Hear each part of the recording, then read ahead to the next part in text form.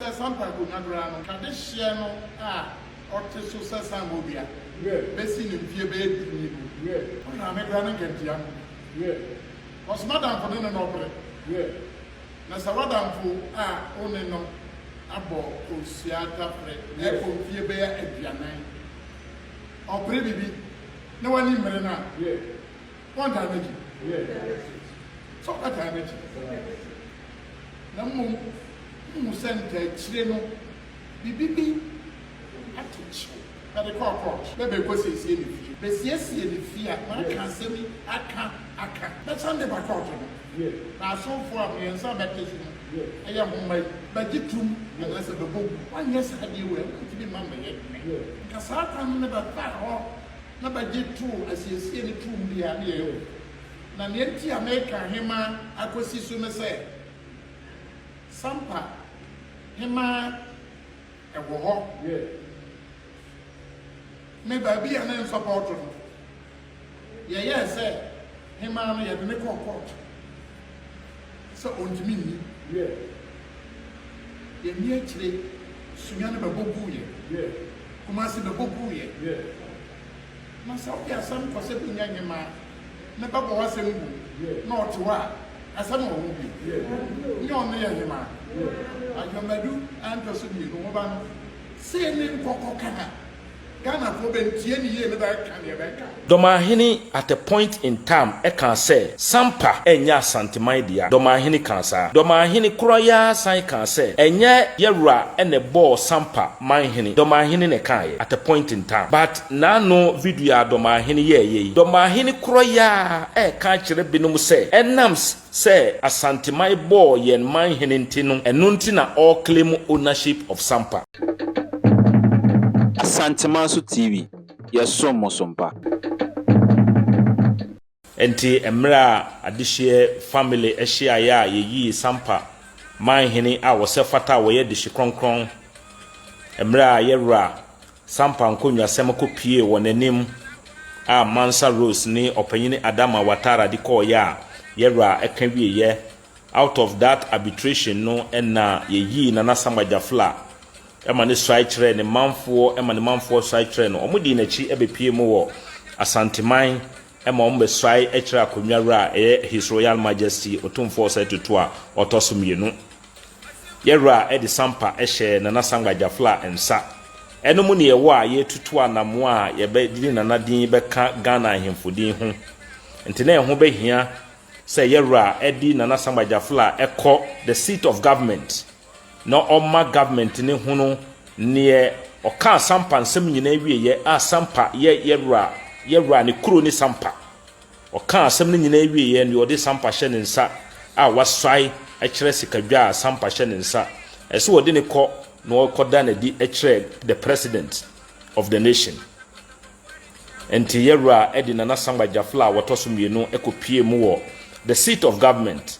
the president in the presence of all the ministers and maniti as says Sampamanhene a wodimu a we dishi kronkron a legitimate ye dine si ade so nam amamre ni amanye so edine si ade so no onene na Samajafla otosomienu and woda na di edine kire or introducing the kire the president enti eno ene ye di hyase na watwe no a eye Monday enti na Samajafla ene ne interrupt in the midst of the Santimanhene a His Royal Majesty otumfo setutu edene call the seat of government a Jubilee House eko introducing the president of the nation a His Excellency John Dramani Mahama and in a pamphlet the Minister of Chieftaincy and Culture any other all cabinet ministers no munyina wo ho any party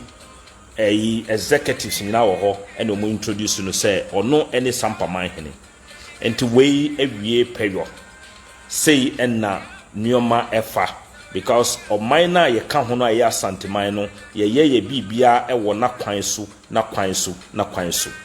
enti eno ene ye di wie ye di share se ye free ho ba ye na ni ofa pa a ni ma menua bema efiri mu na ese say ye na yie in the nicest way. This year no mu de ye ade a ye to ye boase ne ye ne boko ye no amamre kwan so ne amane kwan so enti wo be pie mu wo Sampa on the Friday na nika. It was a lovely solemn celebration of life because ni ofa ofri mu JK Mensa nyame hira no ema ne nya 91 years enti ono nso no odine brabo etu ho esom Roman asafo enti ema Roman asafo no edi omunyina bebi a on 95 bebi a wo kira de fa ye ne nyina no ebaaye. It was a great celebration of life. Eno nso na Samba Jafla etna akunwa mo ewo Sampa eye ni ofa na yie eye bibia on that was on Friday. Nti ebeda obi biarasi the Sampa Traditional Councillor himfo enuano mu ayetu yensa fremu adofo a mo free bebre abrochire ni ne keka ho a mo nyina mo baaye ohwe park ni yo asuma ema bibia ko ye pa yeda mo nyina si na Samba Jafla edam asi se ne mo beda odedi edi kire no nti edam asi ye wie eno nso no ene sal no dongino ebehyiaye idola da no nso behyiaye eno nso ye di ni fefefe adofo no mon kramofo mpanyinefo imam nom ebaaye ebechia na ebo mpaye ma no na abehwe na abu park no su na hwe se de wa ehwaye ma enkramofo ma ni memma emrante ni mabawa na ehwaye ma fita a omo som omo nyankopon omo wie ya omo bo mpaye ema na Samba Jafla otosomienu imam nom eni nkramofo mpanyinefo a mo wo Sampa yedamasi ade a mo beye ma na Samba Jafla na ni so kramo yedawasi kamo alasa yedawasi pa se wodi nkramofo nyina tuba masa Alhaji Isa ene ne mpanyinefo yedamasi yebe pie wo ho no ye ne so yie pa ne ma ye no nyame onhyira mo ne mu ye mo mpae bo amabo ene ade a mo ye edi man na Samba Jafla ene ne busua ne na tena nkonwa yedamasi ne na beye ama mo mpae bo mo ho ahanhan mo ama motimi abɔ mpae edi ama kuro no na mo nkyerɛkyerɛ pa mo di ama emmabunu na omotimi afa na omabra bo besesa no nana no mo be ye partnership na ma ye ni nyina nana edamasi ye free eno mo no ene ye baaye ebe pie mu wo mampon na it was a gathering of Asanteman Asante eyo man prekope de bia me ka kyerɛ mo ye ka Asante a Asante enye tribe ten ye bo Ghana wo nka se tribe bi na friend Ghana eyo oman sana Asante etie ye ka Asante a eyo man prekope a ye president any His Royal Majesty otumfo say tutu a wotoso mienu ono ni ye president obasa oman konkron ni mu a na wo tribe akudu a ewo mu a eformi oman no ye benya bretuo ye benya aduanafo ye benya chese those type na waba benya kulaufo sekwafo obenya badufo obenya Sampafo ye hyenyolefo ye nyina ye ka ho sa tribe nyina na ye ka abomu a ya formi oman kronkron ye frɛ no Asanteman nti oman no ebehia wo mampon de na ma ye behia ye vice president efremu ye president edi ye nimu His Royal Majesty ye be pie wo mampon ebe ye dotiye ewo mampon na ba na efe dodo uba na be pie mu wo ho a na wo gina abansoro ne so na hwe every available space bia na ayema the movers of the country they were all gathered in that place omo kabi a ebamu omo kama ni patie omo bogu ana omo bogu omo nyina ebe pie mu wo mampon ho na Samba Jafla ene na trankonwa ekopie ye because ye member of the Asanteman Council ema bibia ko so ye nananom entrankonwa mo Sampa traditional area ene mpanyinefo a mutimi tena ka mo eba ye esan kwa asondwe mu yedamase se mre ni mre nyina muta na Samba Jafla echi na wotimi ba na ne amambre ni amande ese woye no otimi beye nana edamase edamase biom abusiafo na nka mawie yi na nka ese megyae emamoko na ebeye mmere kakra ni menya video bi enkrofo tagi mi se Dormaahene kansem mesremo mmere ni mmere nyina no nipa ne kasa ese se wukọ back na afa ne kasa ne bi na ade bisa ne question. Dormaahene at a point in time can say Sampa enya Asanteman dia Dormaahene kan sa Dormaahene kroya san kan say enye yewra ene ball Sampamanhene Dormaahene ne kan ye at a point in time, but na no video ya Dormaahene ye Dormaahene kroya kan kire binom say enam say Asanteman ball yen Manhene ntino enunti na all claim ownership of Sampa. Enti wohwe saa statement mienu a ekoso ya say enka Dormaahene eye witness in the court a enka judge no yebeka kire Dormaahene say onye credible witness. At a point in time o say enye otumfo ana Asanteman need that powers to elevate a seat. Then within last week o say enam say Asanteman elevated Sampa akonwa no in 1986 more and 84 more no enunti na Asanteman is laying claim to the Sampa stool. Then which is which now? Mesremo Dormaahene enkamen fi no, but near ehamene say oye lawyer ni ye calling to the bar almost 30 years ni nanke say wotimi ehunu say lawyers for any judges for there mu kasa mu the evidence ene kasa, but enam jealousy any hatred bi a ewo mia madam for Dormaahene mu ntino ama oye bibia on analyze nioma na oye no na otu ho anamo. That is where I have an issue with him. So enti abusiafo me the audio and a video ato me platform ema mahunu me nsan enko enu achi san nkrofo a wo hwe o machi kura no acknowledge say ye nananom dwane ba Asanteman ebeka saa oman a ye frɛ no Asanteman no mu, because amre no na oko emmene enkrofo ntine ye nim say ya mepetumi bi a eso sin ye amfa ye ho ambehye saa tumi na sia enuoma enkoyie emma yen. Until Sampa became part of Asanteman. Enti se Dormaahene kan nioma bisa na ya, but Monyano is either pretending to be, excuse my word, to be ignorance of the fact or onim. But we ain't mean ka say judge ni a or lawyer ni die a won't mean ka say wonim.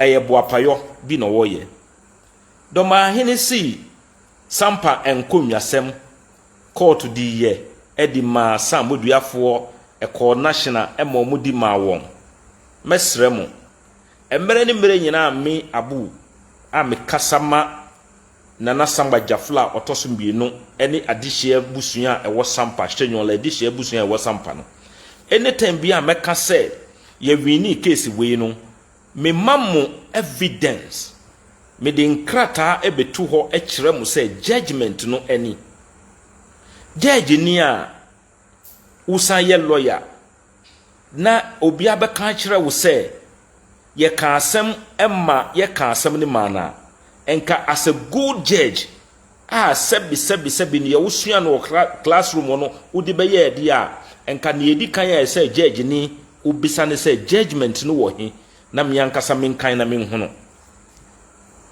Dormaahene ni hatred and ni jealousy na ewo no ho no ama oye nuoma menim say in his own sober reflection obehunu say ni oye no na enye entimesrem enka memfi no, but as a lawyer and judge na oye deliberately na opesa wodi false information eto enkrofo adwen mu no na yese yetimi ba na yeboa society to get themselves out of the hands of people like Nana Dormaahene. Enti se Nana Dormaahene see high court to be eka Sampansem emma Samoduafo nya a onfa sa judgment no emra judgment kro nso a na ewo national for di maaye no onfa sa judgment ne mra na abu wiase nyina ehunu emra na yasem no wo Bunu Regional House of Chiefs no sam mere no na omo lawyer na oye Samoduafo lawyer the Bunu Regional House of Chiefs ebe fa sa lawyer no as their lawyer enti emra no mo ba betra yasem no so no onu mbom na nka obeye lawyer e dia ma the Bunu House of Chiefs eni ye can say debi because we participating in the assembly da for the other parties na say oba beye lawyer e dia ma obi a oba be di sa asem na entwa yie enti e ma ye di ba the National House of Chiefs say they should get him out of the committee. Ye dia sa nneoma na sa mere no nso ana ye di asem no omudi asem ni ba bebi a ese na nka ese ye di ba a eye asanteman enti ese wo cancel sa ensem na ewo ho no enti that was what was at the national level and it was cancelled. Enti said Dormaahene say judgment came. Judgment also came at either the Bunu some high court in the Bunu yenim onfa sa judgment no emma amansa nyina ehunu se judge asemase etena so na judge ne ka asem ne wie no sei ni no ka ye na wiase nyina ehunu mesre Nana Dormaahene sebi oye judge ni enti obi ka asem kire na ense so or behave to say a serial caller obi afre na kan kire say ewunim say esi masia ko wiasika onyati ya pa na wafa ne phone no ofre e wo radio so say wono nso be ka bi. A judge should not behave like a serial caller. Judges and lawyers are critical thinkers. They analyze issues. Emre bi say sa no ba ye o si na sampa e wo hima dadaada e na hima no esi wo hene Nana Dormaahene ena abehwe emra ye ba Asanteman Council na yerua ebisa se ye di petition bi aba hwan na di ba ye Daniel Okra epagya ne nsa Mansa Rose pagya ne nsa opanyine Adama Watara epagya ne nsa emomu ka ensam nti a omo ba ho sebi senka omusi hima bi ena sa hima ne wo ho a omudi sampa nkonwa sembe ba menhia ebrasa himan kro no emba hobi embe kase ohini wei ena mimi hima meti akonwa so meyi ne so woni ade enti Nana Dormaahene mesrew otan a wo ma oman a yefre no Asanteman no how ama you always refuse to use nimde na ukosua no school mu no ama you are refusing to use it. Nana Dormaahene urefi say yerra Asanteman eka yasem we Nana Dormaahene come out and come and say one friend and Nasama Jafla and congratulate no and kan kire say onyantem no wonfa ne nkrata mra na gazette no anana wadwemu ye ne say sene wakonwa ne hye Asanteman muka ne say u rebelli ya wamba biom no na afi say na Nasama Jafla nso ebe kan wo ho e mama rebelli as a two rebel judges debi Nana Nasama Jafla ni nananom etiti no wo amamre ne amane kwan so na ye sorry nyana ye nim se yakonwa no ehye Asanteman ase and it is part of Asanteman ye ntimi sorry prekope enka se ye nim nyansa sen ye nananom a omudi ye beka Asanteman ho se oye judge ntino ne yonko judge ne wo nti oyi akonwa na firi wo no de abeka mo ho na mo aye den mesro don't use Sampa as a guinea pig for your experiment for your so-called Bunu state. Enti mesremo ne Nana Dormaahene ene Sumahene ye nyina ne se omo pese omo experiment omo so-called Bunu agenda but emra ye de form kingdoms no atwam asanteman obi antena dan bi mu ene wo form asanteman yo obi ankotena social media ene wo form asanteman yo obi ankohye politicians ahye ene wo de form asanteman yo ye nananom bre o momoja ekonye e de chichire asanteman empo emra bro ni fita e de ntuo ene nneoma ba ye se nko oba bekun na wagu asanteman no ye nananom sori gina ye ekonya e ma asanteman gina ye e besi mra me ne wu kasai enti wo behunu na eye wo fa e so ben won na bisa won asanti mu ye ne den no wa kirewo mesro se mra Ghana ene ye chihwe nneoma bia na ye ra ena wa ye se onfi mu ena monya mo ho nka mum nyina wo Dormaahene ene mu amokeka wo na nka munya ahemfu because mun konwa no ehye asanteme ase ena mra ne kire se esese wo be swai kire akonwa ne ra ansana wahensie no edimu wo ye judge ni go and get the for pemra no na kan mu ye. So in the first place wo kasa se o sampa enye yewra ene boy ye manhene say de wo ka kire bi no se manhene a yewra boy ye nti no enti no wo claim sampa na ade a enye wodi a wotumi bɔ ne manhene akonwa a enye wodi a wobetumi apagya akonwa no na Dormaahene enti mesrew emma otan no enhye wo mu ama wo nye ne ensem fata mesre national security and the president of the land emma mumma na Dormaahene sa chance emma ne nye nneoma bia ebe say this asundwe of sampa ya ka kire mu de bia the fact say ye nananom chichire sampa krodua yi na ye de na ade a ewo wo ye nsɛe no ye mfa eno nso nti enka se ye bema sebi ye nonkonom aba be fa ye nkoa ye besremo politicians mesremo mundi mulane mu na munya mu politics na ahenie ya ahenie politics ebetu ahenie. Also de bia me catch them say if you understand the history of Ghana you will know that Asantis have to sacrifice their independence for the greater independence of this town, and that is the fact. Ya mumpe abakosem na monkan e mo bi metna ho enda da wo say obi ni obi ku na me na me ye kenkon a me ni wo mo betimi akon na Dormaahene ni ye wo ye nyina ne say sebi onim say omu a omadwen mu do eba the Bunu Regional House of Chiefs wa sebi nka ono na Dormaahene onya president endida enti ende time bia obi be sori a oba na wo hunu say nipa no ne nim de akwa ani mo pe na wa sori ekun atia no nioma bebre ukọ na ukọ study and that's how you see enough is enough enti ye be kan kire na Dormaahene Sumahene any the regional minister or Wasui Akwabua, we want you to understand the president of the nation any yetu abamano ena tumi na Ghana for the mao no ena oponi hu kakra bi edi mao. Don't let that blow your ego. Emma enono emma some borrowed ego emma wa dwemu nya wo se wo tumi na enkotena baby say omo ya me the soldiers for be koho ama wo makokobu omo.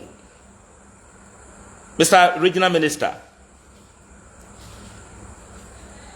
the president gave you specific rule na president di ma wo se bra na behwe se development manifesto na yevra ejina Ghana fo anim e ka kire wo mo se momfa tumi ma me na we na meye no sa tumi na wodi ma ene wodi wasi bunu anu se boa na ye kwan na enye no ye nkoso na ye nye ne yie school dan be expandi casual e wo ho a farmers ye enkrofo free baby no maba bebu wo mo is unregulated ye mebuna omutobi omunya sika entobi kwan ben ye befa so asa nneoma no bekoyie ema pharmacy enya bi ema ye mebunu so omuto no omunso benya sika tobi.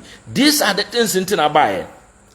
But now wo ye omu lawyer omu ye to trust mu nyina na ade o machi court ko defend won na say ya ba be original minister enka ne esefata in your sober reflection no nka be hunu say no sa tade bi ana wo hye no sa mere bi no ese wuru ogu ho na hwe nioma bi akoye no wo dwabonasi ko original minister wo ye lawyer train na there was a litigation as a litigation no na wo ye lawyer massa fashion no na wankasa wakọ court no ma lusu wo na wo ye lawyer wo hunu se wo mu lusu ye. You went again and they lost. Na uchemesa na wo ye adwuma mo ho na ekoso a handle na wo nim say they've lost. Enka any sensible regional minister bia no obe distandi wo hu from them. Nembom why ye wo hunu say you have some borrowed ego. You think the powers belong to you. And to ultimate ka say omu ya me the soldiers be ko ha mama ko bu won. You think the soldiers they don't reason? And officer police for no omu ndwin and ye wo be ka no e na omu be disu. Debi. Police impayine for soldiers impayine for omu hwe sa area no, they are very intelligent and analytical people.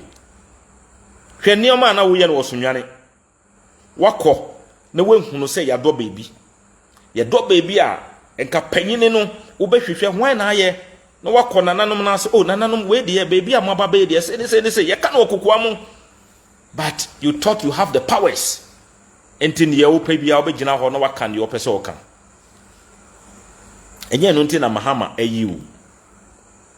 Enti Mr. President, any interior ministers any mo amoka ho. The regional minister is still holding on to the atade na no wo hye samre na no wo ye omu lawyer no. Eno nti na sebi omutimenya akukuduro eka ensem sebi a enka obi na eka ana oye yi bia enka ombeka so mu kochi no. But we want him to understand. The bia me catch room. I keep on telling them we will protect and preserve the historical fact of the Sampa stone, and that is what we are in for. Yentra homa obi ye fa amamre ni amanye kwan so ena nana sangwaja fla on fa gidigidi enye bibia enti won namra kwan so ena wo ye enti wa we regional minister na ase we mranim ni na we lawyer anka ye di amaw no enka sebi na we ye omu lawyer dada no enka you distance yourself from them. Wa ye nuema bi ba me ka kire mu wo Dormaahene Sampamanhene one regional minister mo ye na basabasa ye basampa me ka kire mu se nye sampa nko na ebeka ebeba mu kuro na mutiti mu no it will come there. Se mu fi se mu muti mu kuro mu ne se enti no mu hye bi no mu achi e mo mu di tutrasem abasampa ebe surprise mu se the repercussion of what you will cause in Sampa will come to your various towns. And that is a fact. Se sebi mu fi se mu wo bibi. Anytime be an anasangbaja fly wo bibi oko court. Because if he knows what he is doing is legal and lawful, esa oko court. And se mu fi se ne mu ye no trimu papa bi eta mochi a hwe na no ne na eyi Dormaahene kan judge ni o judge a wutran krofo nsem so ka se oman bi ene ye hwe nuoma bi ankasa papa wo nya judge bi o because one onipa wotimi ka se court kan asem a onni su nipa wotimi gina bonten ka se obeku nipa ne ye dina court ama wo makotua sika yi no hwe na no nso nsem o kan ye o si enkrofo bi wo hɔ a omun sro mra. A whole judge is telling us because yaka asem ema binom adi omudi enye de na ye namra kwan so ya ye bibia no ebinom wo hɔ de omu nsuro mra omu mbu mra and the judge is instigating this, encouraging people to go that way, we will not come and arrest you. Yansu yen kan kire wo say,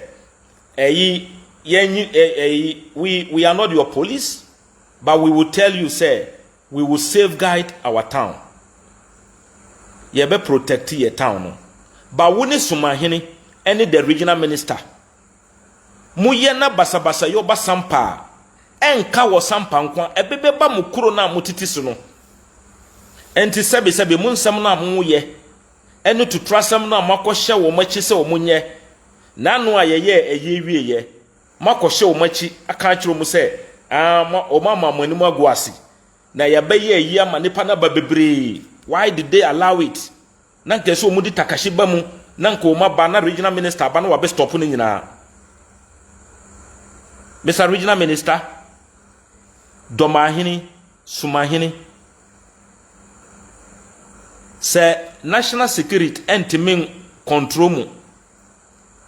Say national security entimin kasanchire mu. Say mu ye threat emma the peace of this nation. Ye mama sonati say mu ye na basabaso ye baako basampa. Mu ye na akukọ baako ana odwan bi ehwere ne nkwa wo Sampa. The repercussion will come into your various towns. Enough is enough. Nti ye bedamasi. Nanka abrantie bi ye friend no Daniel Okra. Enra yesi wo ma announcement bi.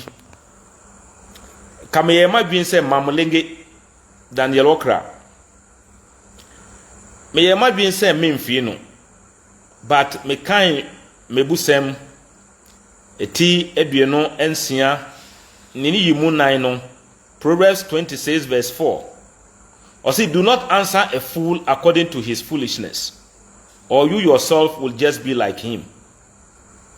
Or say, enyi jimini ano ewo ni jimi mu. Na enye sa wonso no obedane jimini. Me kan ya meduru ho no. Ema me kan me ho se me nyina no na megya no. Na mo bibi ka kire me se kan kwa animu.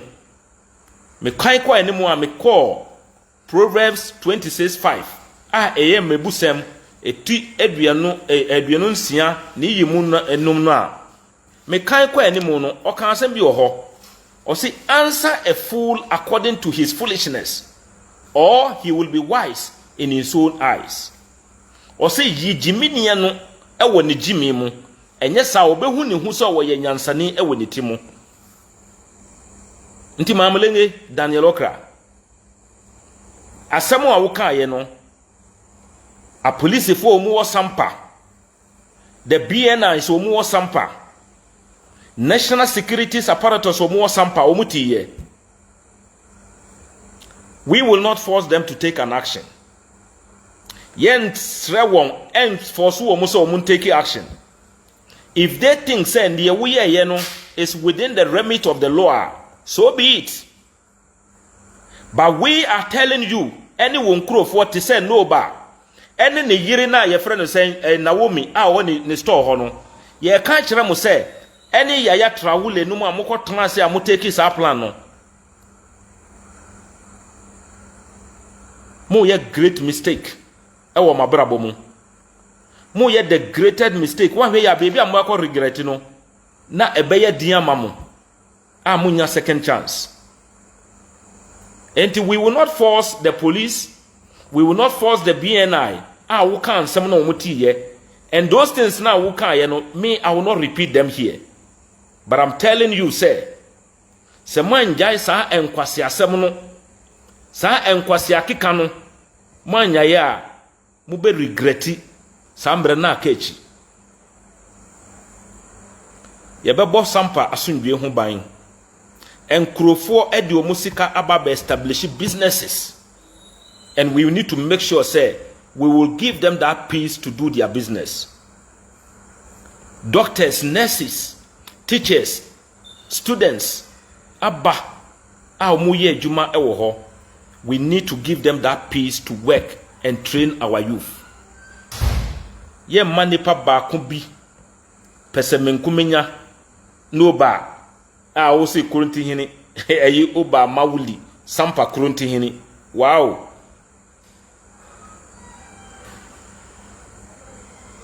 Naomi enti Naomi saa sebi nkwasa asam na amudi no mo anyaye a ehun sunsunso obo so ebe surprise mo mesre mo the Ghana Police Service amowo sampa BNI crime officer ensem a oka ye no wutiye. I keep on telling you say chieftaincy issues doesn't give any people the chieftaincy issues emma obi kwan say diboni enti saa nneoma na omo ye na moye din na munam politics into na moye din na mo ye no mo dua wanhwe ya ebedurum rebi no mo ntimi ntena enti I will not repeat ni okan ye no but senior police commander no Emma Yesuti yeno, or say 70% of the protection is on us. They are to provide 30%. May mathematics, may electrical engineering, and may computer.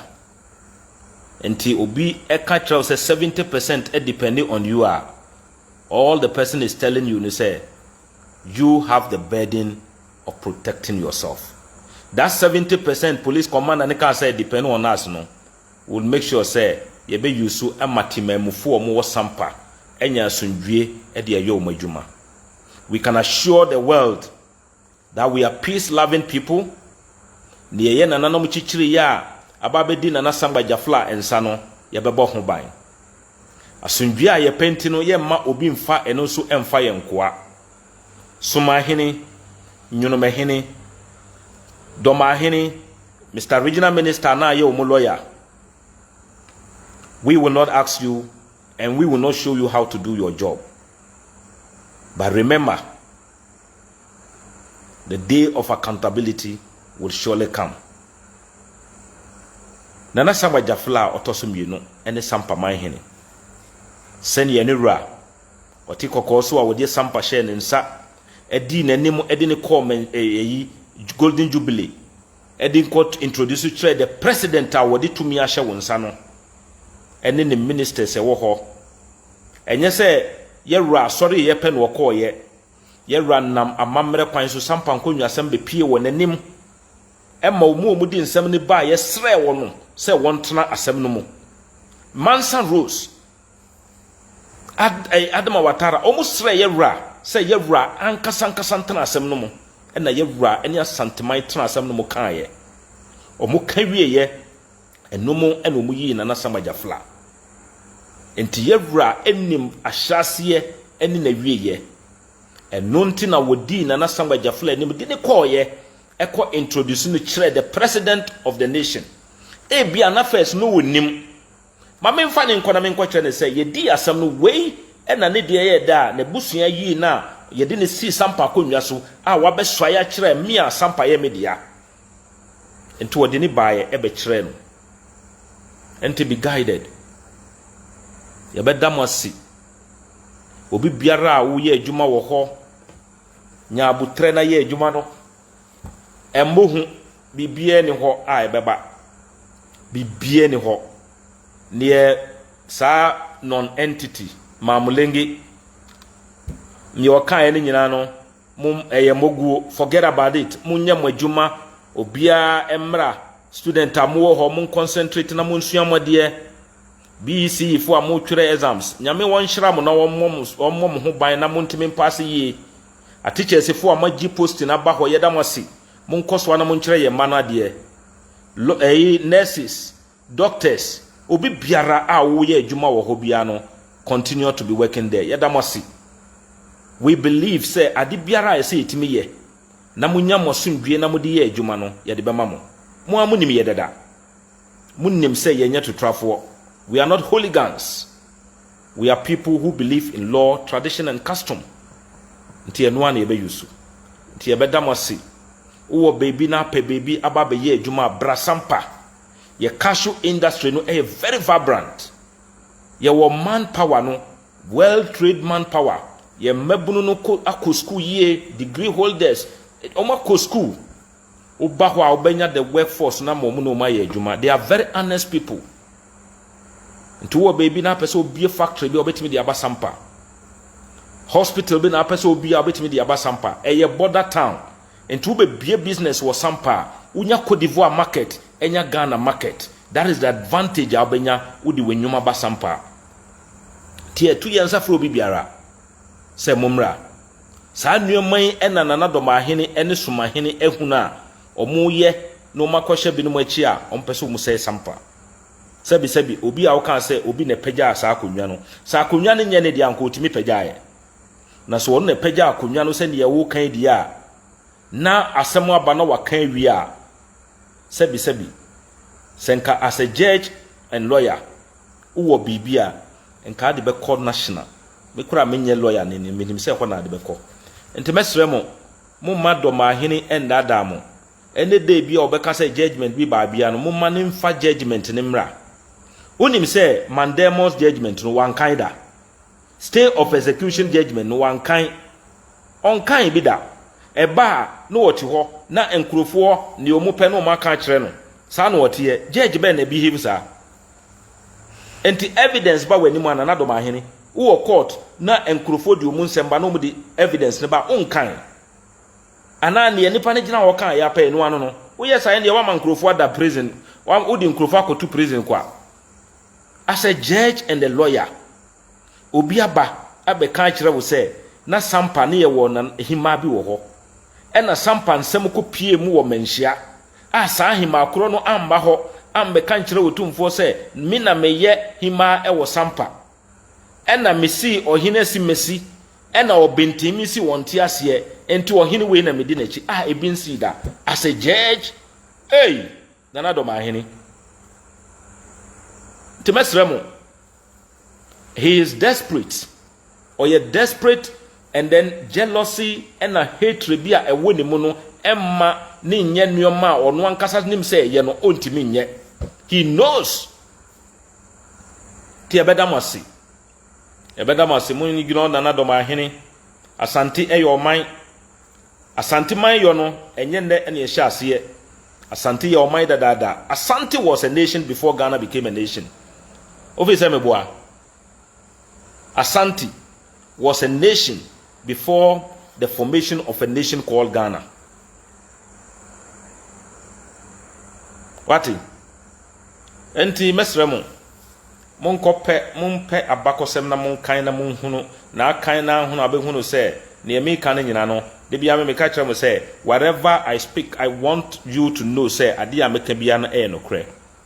Te medamasi mon hwehwe on se tamwana ye pagya nkonwe sa kramo kwadwo se munim kramo kwadwo Mr. Ajuman oye video bi mkura wono ankasa kan ya so Assanti the golden stool and elevate sampa ade a enya wudia yetimi pagya no ade a enya wudia yetimi pagya no mane yi so ho ene ono ampo kan se sa mmere no somafo ya esoreti ya ye yewra ekọ so pagya sampa so enti mesremu enkonwa ewo bunu region ho nyina the golden stool ne pagya wo enkonwa Dormaahene tisui ni nyina enkonwa ewo ho ni nyina the one say tie the judgment bi baaye de bia me refer mo nkan me refer mo say monkope the Techimai Traditional Council any tanosu bi a eben Techimai ho no omo hima asem bi baaye emo di asem no ko Techimai Traditional Council so omo nka enti omo ka ye no ena omo gina so ebu ohima ne fo ena ohima ne ka se de bi Techimai enye the right forum I say omo kama konwa asem because tanosu no eya Sampamanhene dia ena ni na moa ne court omo ko ya na koduru appeal court judgment no baaye no omo say the right forum for that konwa asem no is a Sampamanhene because a Sampamanhene oni sa tanosu no wo hwe wo kan sa judgment na judges no can say the restoration of the Asante configuration no automatically restore the territories ana Asante own nyina. Enye me na meka Ghana ye mra ni ye twira to ho ene ne ye court di beba ka ye mra ho. So and these are there, these are judgment. Ni enti atechimai de Asanteman ra ene di techimai fa ho die ma no. Enye sanka techimai so omu nyina ka ho. This is not me Abu saying it. And that is what it is there. That is the rule. Enti kope ne kan ne hunu say oman a ye nananom chichire ye ye president, ye current president, any his royal majesty Otumfo Osei the second. Eye oman a ye form ye ansana Ghana ye friend oman eba ye. Ebetimi aye wo ya. De enti ebe ya wo ya ne say unya ya nka ye kan say wu nananom na ye. Unya ya nke ebe ka say wu nananom na ye. But sometimes no, somebody's achievement should motivate you to do something, but not for you to be envious of them and want to destroy them. So, many pakwa anymore, many gene ho because Oseti as a role model, mommy, and my men soon make baby esua. So, me ma example be. Emra na me start ya na me ye juma baby a ye fa me juma. Na me kura higher national diploma in electrical engineering from one of the best schools in Ghana. Currently Sunyan Technical University. Sambre ne friend of Sunyan Polytechnic. One of the best. Na me call ye. Na me kura HND. Me koli ana me ne ye adwuma. Na okura degree. Nti ye ko na me hu na me ne gi ne ho. I wasn't jealous because the degree na wonya ye no eka eboa ye tim no ema ye tim no ye ka ye tim na ye beka so oh ye wo degree holder wom ye wo we mu enti ye pagya ye tim ni ko animo so enti that is how we see things eboa me ema me nso me pursue ko ye me degree me ko ye me degree kura no on eboa me ka kire ne se nka me ko ye no school bi mo no so de bi enko ye no sa university we mu ko ye no wo university we mu na no beboa wo ena me ko ye me wie ye na me to aso koye me masters senka me ma ono ne degree na wonya ye no kan bi be hye me mu a enka me ntimi nkwa koye me masters ne ka ho enti na Dormaahene baby a Asante ababedru no enye na no 1992 constitution ne ma omotumi ema omabedru sa enye 1957 na yenya independent ene ema yebedru sa oni broni fita ekonye enti ukọ na wo hwehwe oman a English broni kan se wo kun ya wo bre ye pa omo Ghana din o wa twere ho Asanteman mukọ UK pa enti ukọ akọhwehwe no kokan I was there na me madam for broni bi o US and okọ no send mommy I say yeah I came I saw the nation you always talk about so temesremo Asante your mind. Me pemre ema me ni waba na me di wakọ Asante abakosem a me masua. Me nka say me nim sin but me ready then I know it. Enti Sampa Asanteman dia. Sampa nkonwa asem ye di ba Asanteman animu ema konwara His Royal Majesty akan wie. Enti na Dormaahene ne ye upese wo ye bia no ne me ka kira wo say don't try to use Sampa as a guinea pig for your experimenting your bunu agenda. Sa mo bunu agenda na mo pese mo experimenting no. Mo nkopɛ mo ankasa mo nkurufo no binwunu me wo ho ana mo pa mo nkɔ yusu koti. Na mo mfa mo form enu but Sampa is no go area. Baby a Sampa hye Asanteman. Asanteman so na etena Sampa nkonwa asem so kan ye. Wa wie ye si na samajafla. Ye akonwara e de na kɔ aban tena bia akwa introduce na kire the powers his excellency President John Dramani Mahama say we any Sampamanhene a me di Sampamanhene nsa or introduce no na the ministers the chieftaincy minister omo ka ho nyina e wo ho say wo fi say ne e course no wani ngi ho a fa court Nana Dormaahene na yenhwe na yenhunu nneoma na yenkeka mesre politicians because of 1 year 4 years 8 years powers ya yepenti no moma yenni nkrofo achi mo mu nkoso trouble because obedi sa 4 years 8 years na wie ehun sunsuanso bi a ebeda ho no na ba be ye ade kese e de ama timamufo one day bi kuran e bia wo koso ne no wo benya wo hu otieji e bia na wo nana bi akopie mu wo ho na bibia akotu no enu ntina enye ma obi ase mube engage in hooliganism na ma encourage hooliganism nti Mr. Regional Minister, remember President Mahama a specific rule who call vet no mubisa who can say you'll be neutral, but that neutrality is not working. But we are telling you we don't need your support.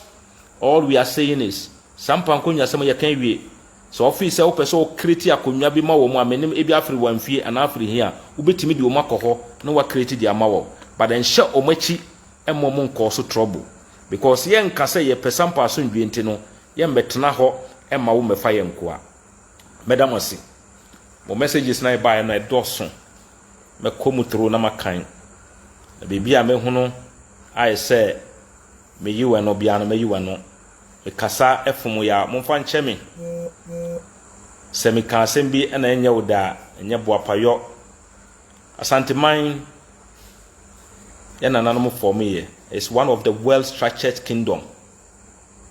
Oh, they be ameka Ashanti.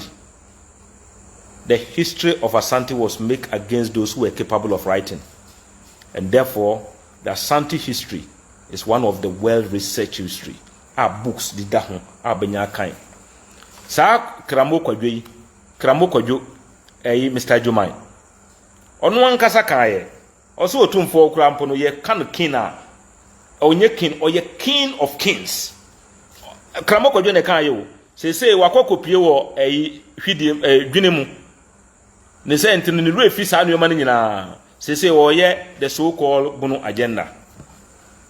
This is how people are. Nokre asa. Jealousy ama enkrufo nokre omunimpa se we ni nokre no, they are running away from it. But that cannot bring Sampamanhene down. Sikadwa. Na to me be na sin. Enti mesremu. Nyame wonka mo ho no mo ho ban. Sampamanhene ti ase. Omo amu sendi you die, ube yare, ube wu me wu ene na enyame pe. If I die today, na enyankopon. And me kura mpono me so many years, me pay years ni dia eden. If I speak the truth today and I die because of that truth, my future generation will celebrate me for standing for the truth. Se me kan okre na nam nokre ni so ma bibitu mu a dachima ebe pejami no masom no mo nu say me gina ho ma nokre, and that is the truth.